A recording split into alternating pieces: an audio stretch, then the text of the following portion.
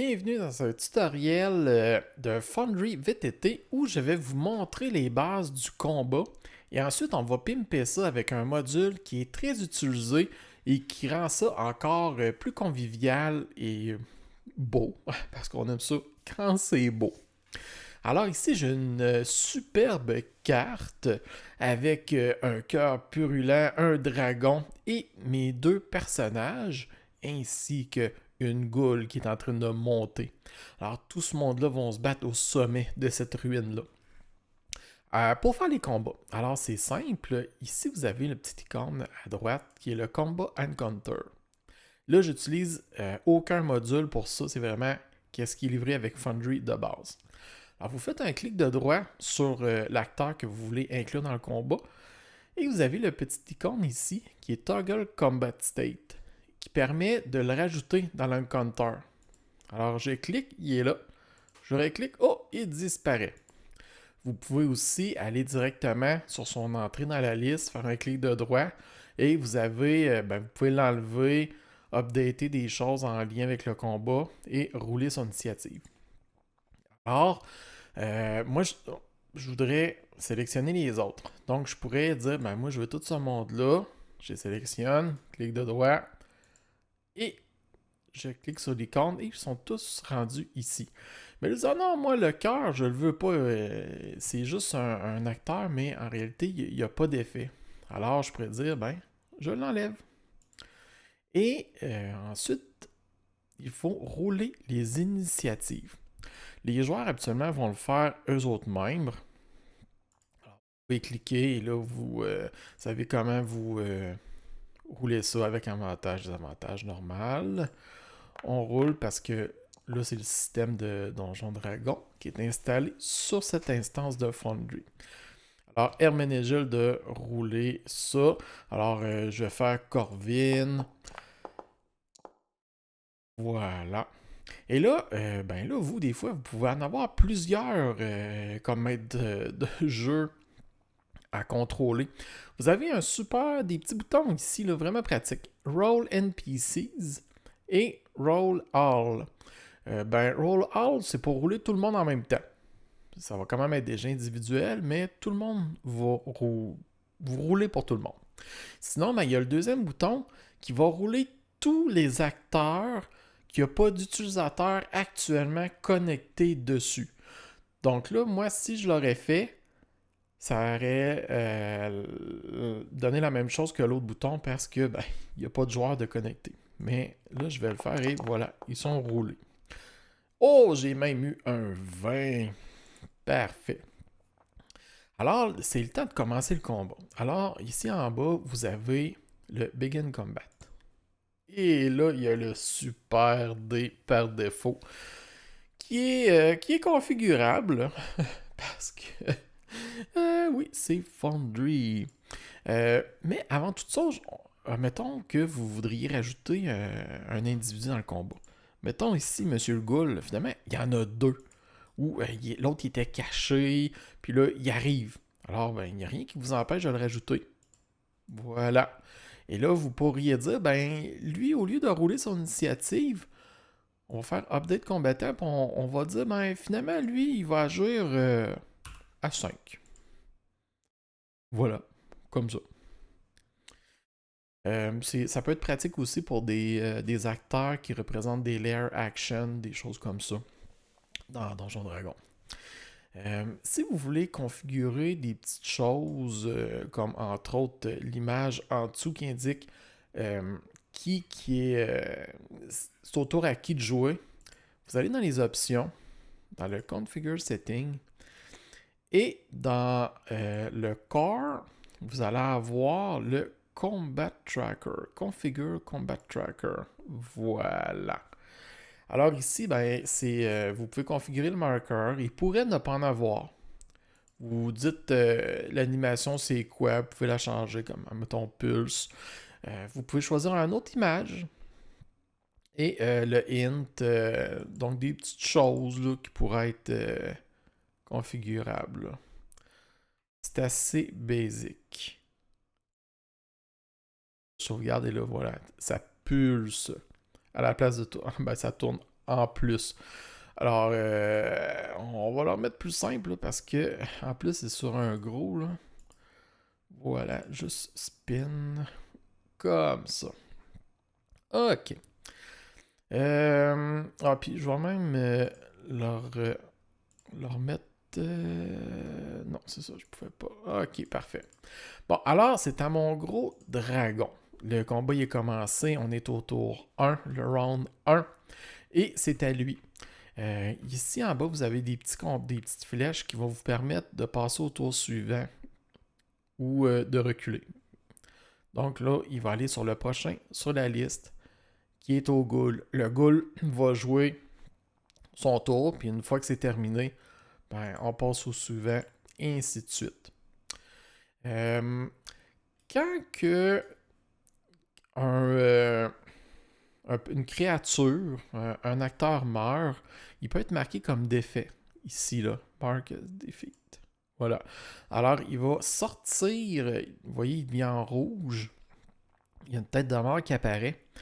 Et il va sortir de son tour. Donc là, quand on avance, et voilà. Ainsi de suite. Les autres icônes, c'est pour permettre cacher de cacher une créature. Vous pourriez rouler de son initiative là, en secret, la mettre dans le tracker, mais ne pas l'afficher. Puis c'est avec cette icône-là qu'on va faire ça. Donc, elle reste sur la scène, mais au niveau du combat tracker, elle est invisible. Alors, c'est vraiment de gérer les deux états de visibilité, là. Celui-là, ici, est différent de lui qui est là. Ils sont vraiment indépendants. Et si vous êtes mélangé à un moment donné, dire ben c'est lui qui veut faire telle chose, vous avez un petit bouton ici qui permet de faire une espèce de ping là, pour dire hey, attirer l'attention. C'est de lui, c'est lequel.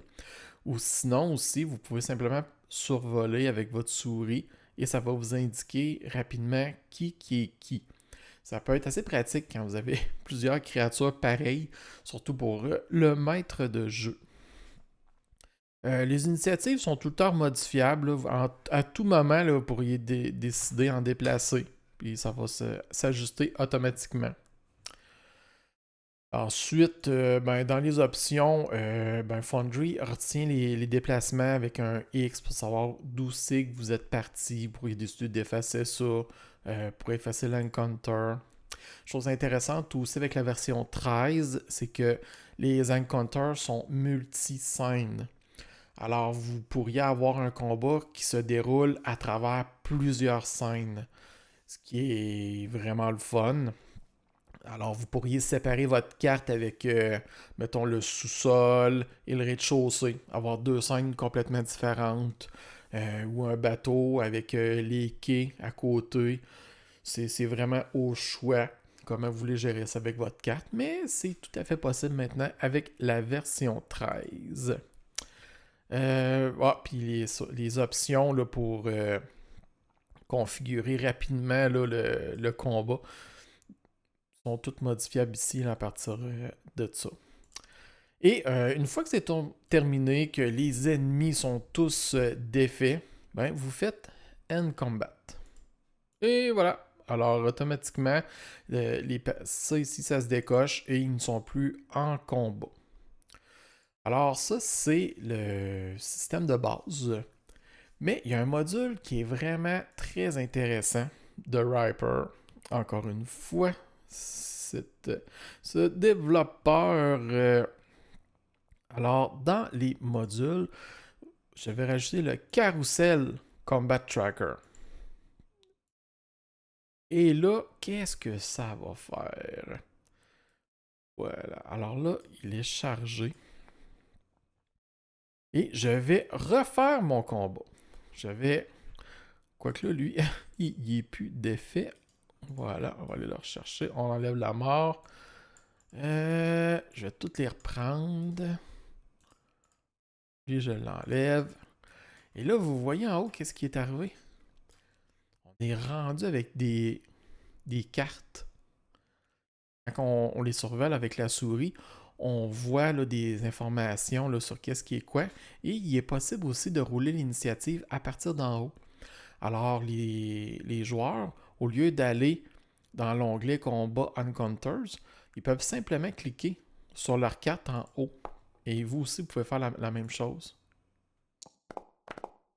Alors, c'est très visuel.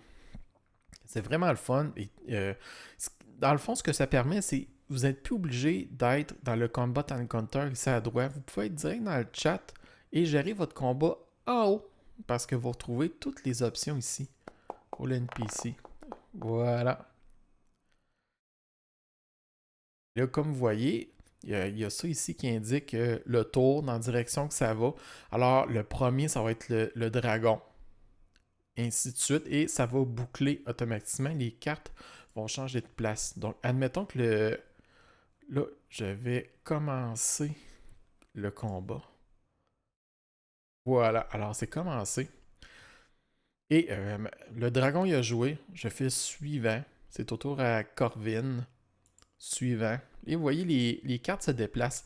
Et la personne à qui c'est au tour de jouer est tout le temps au centre. Très visuel. Ça, c'est l'icône du portrait de la carte qui se retrouve en haut. Voilà.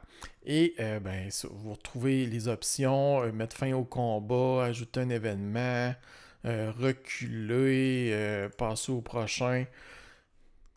Vous avez toutes les options, mais tout est en haut. C'est vraiment pratique.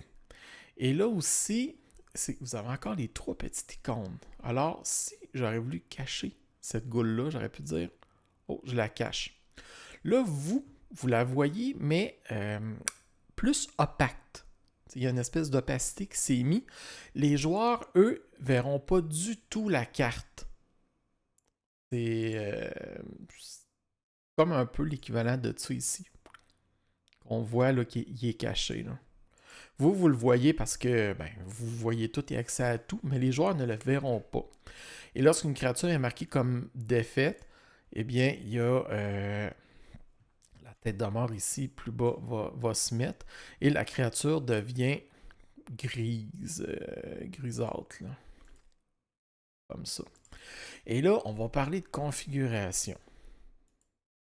Vous pouvez y accéder par ici, ou, encore une fois, dans les settings, vous avez maintenant Carousel Combat Tracker. Et là, c'est la folie. Vous allez pouvoir personnaliser ça là, de la manière que vous voulez. Il y a du choix, c'est capoté.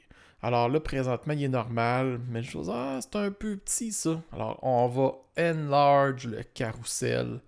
Voilà, on voit pas mal mieux les choses. Et ben là, ouais, on va retourner là pour avoir plus d'options. Alors, vous contrôlez le carrousel de la manière qu'il va interagir, où est-ce qu'il va être placé. Vous pourriez ne pas en avoir. Peut-être que vous décidez que vous aimez pas ça, mais vous aimez autre chose qui va apporter. Alors, ben, vous pouvez décider de ne pas en avoir. Ensuite, la direction, qu'est-ce qui va être affiché, les barres, dépendamment du système. Parce que le Carousel Combat Tracker est système agnostique. Alors là, moi, présentement, je l'utilise pour D&D, mais vous pourriez aussi bien l'utiliser pour Pathfinder ou autre chose. Il n'y a aucun prérequis de système dessus. Il est fait générique. Alors, vous voyez, là, toutes les options possibles, c'est très configurable.